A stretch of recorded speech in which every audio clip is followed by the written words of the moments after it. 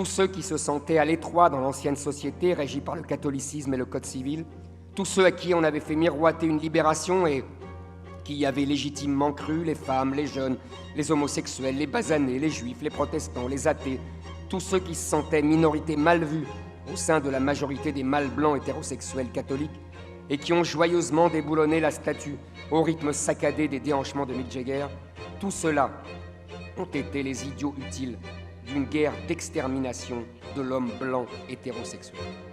Non pas un mouvement de libération des femmes, non pas un combat pour l'égalité entre hommes et femmes, non pas même un abaissement de tous les mâles au nom d'une revanche universelle contre le patriarcat.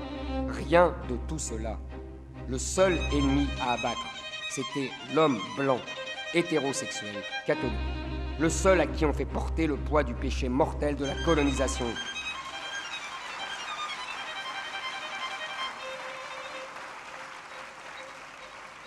Le seul à qui on fait porter le poids du péché mortel de la colonisation, de l'esclavage, de la pédophilie, du capitalisme, du saccage de la planète.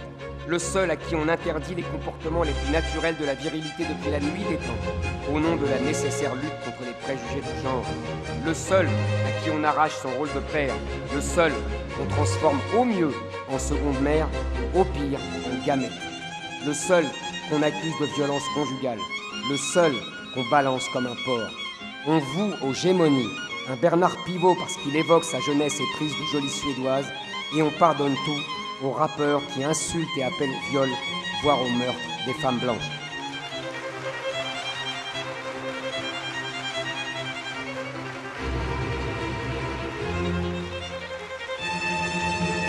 Je vous invite à lire la prose des indigénistes, des féministes racisées, des luttes intersectionnelles qui gangrènent nos facs après avoir pourri les plus grandes universités américaines.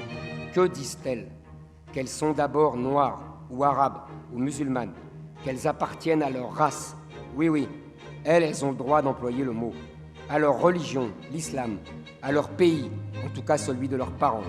Qu'elles n'ont que faire d'une solidarité avec des femmes qui sont d'abord pour elles des Françaises, des bourgeoises et surtout des blanches.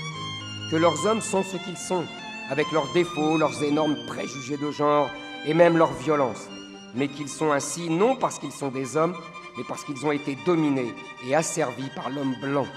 Que leur seul ennemi est l'homme blanc et qu'elles ont besoin de leurs hommes pour l'abattre. Celles-là ont compris l'évolution du rapport de force. L'homme blanc, hétérosexuel catholique, n'est pas attaqué parce qu'il est trop fort, mais parce qu'il est trop faible. Non parce qu'il est assez tolérant, mais parce qu'il l'est trop. C'est le faible et humaniste Louis XVI qu'on guillotine, pas l'inflexible et puissant Louis XIV. Il faut donc sonner l'halali, achever la bête blessée. Sioran nous avait prévenu. Tant qu'une nation a conscience de sa supériorité, elle est farouche et respectée. Dès qu'elle ne l'a plus, elle s'humanise et ne compte plus. Tant que les féministes blanches continuent de les rejoindre dans ce seul combat contre l'homme blanc hétérosexuel, elles sont les bienvenues. De même, pour les mouvements homosexuels, LGBTQ et autres XYZ.